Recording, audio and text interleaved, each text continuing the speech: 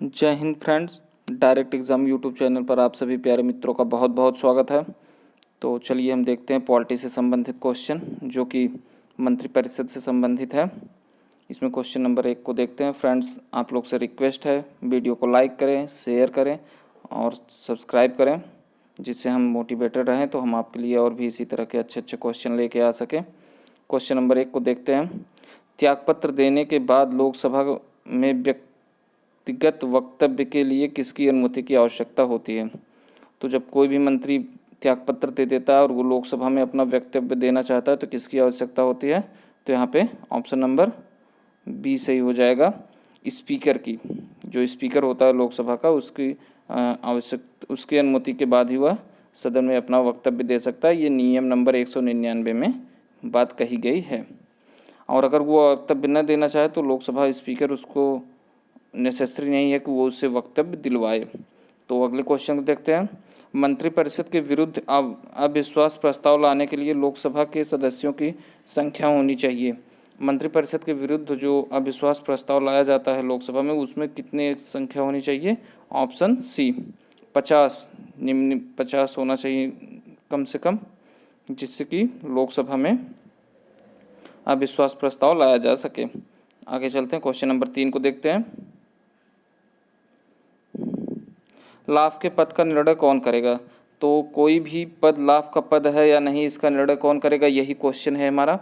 आप लोग जानते हैं कि कहा गया कि कोई भी लाभ का पद धारण किए हुए व्यक्ति राष्ट्रपति, उपराष्ट्रपति या ऐसे किसी पोस्ट पे आसीन नहीं हो सकता है। तो कौन लाभ का पद क्या है, ये कौन निर्धारण करता है? तो ऑप्शन बी, संघीय संसद। जो हमारा संसद है वो निर्धारित करता है कि कौन सा लाभ का पद है या नहीं है। और यह बात अनुच्छेद 102 के 1 के अंतर्गत कही गई है और यही बात राज्यों पे लागू होती है, जो कि अनुच्छेद 191 1 के क के अंतर्गत कही गई है। तो आगे चलिए देखते हैं क्वेश्चन नंबर 4 को। भारत में कार्यपालिका किसके अधीन कार्य करती है? तो कार्यपालिका किसके अधीन कार्य करती है, आप लोग बताइएगा। ऑप्शन ए है न्यायपालिका, ऑप्शन बी है विधायिका, ऑप्शन सी है चुनाव आयुक्त, ऑप्शन डी है संघ लोक सेवा आयोग। तो कार्यपालिका विधायिका के अधीन काम करती है। ये है हमारा ऑप्शन, विधायिका के अधीन कार्यपालिका कार्य करती है। चलिए चलते हैं अगले क्वेश्चन को देखते हैं। क्वेश्चन नंबर 5, संविधान में मंत्रिपरिषद शब्द का प्रयोग कहाँ हुआ है? तो जो संविधान में मंत्रिपरिषद या मंत्रिमंडल शब्द है उसका प्रयोग कहाँ हुआ है? तो उसका प्रयोग अनुच्छेद 352 में हुआ है।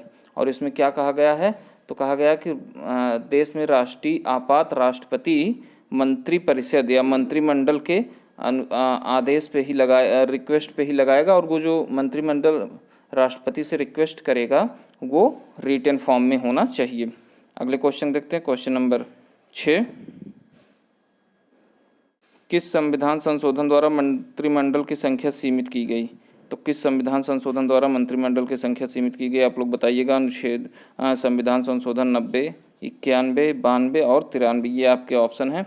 और इसमें से आपको बताना किसके अंतर्गत कम की गई या फिर निश्चित की गई कि इससे ज़्यादा मंत्री नहीं हो सकते हैं। तो यहाँ पे क्वेश्चन नंबर 6 का ऑप्शन नंबर बी सही हो जाएगा। 91वां संविधान संशोधन 2003 में हुआ, जिससे ये निर्धारित किया गया कि लोकसभा के 15% सदस्यों से 15% से ज़्यादा मंत्री नहीं हो सकते हैं। अगले क्वेश्चन देखते हैं, क्वेश्चन नंबर 7।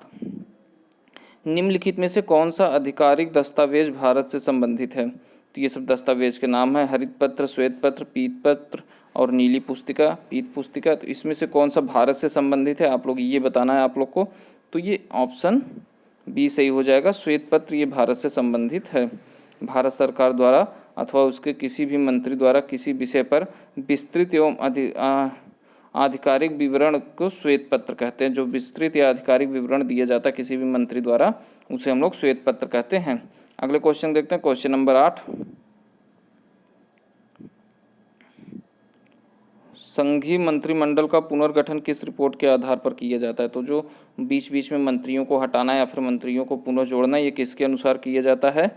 तो यहाँ पे ऑप्शन ए सही है, इनकी अनुशंसा पर। इन्होंने एक अनुशंसा दिया था 1949 में कि मंत्रिपरिषद में फेरबदल या मंत्रियों में फेरबदल किया जा सकता है। गोपाल स्वामी अयंकर के अनुशंसा पर ऐसा किया जाता है। तो इसके सही ऑप्शन कौन हो जाएंगे? गोपाल स्वामी अयंकर। तो आप लोग देखते हैं क्वेश्चन नंबर 9 को देखिएगा। मंत्री कितने प्रकार के होते हैं?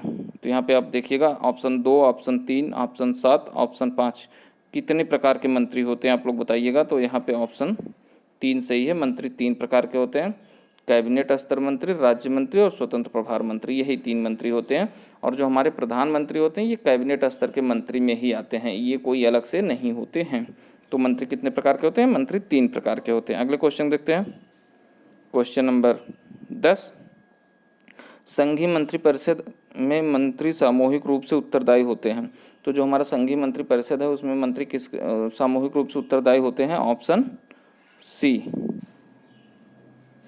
संसद के प्रति मंत्री सामूहिक रूप से उत्तरदायी होते हैं। तो फ्रेंड आज यहीं पे ये क्वेश्चन ख़त्म होते हैं। आप लोग वीडियो को लाइक करिएगा और ज़्यादा से ज़्यादा शेयर करिएगा, चैनल को सब्सक्राइब करिएगा, जिससे हम मोटिवेटेड रहें और हम आप लोगों के लिए और भी इसी तरह के और अच्छे अच्छे क्वेश्चन की श्रृंखला लेके आ सकें। धन्यवाद।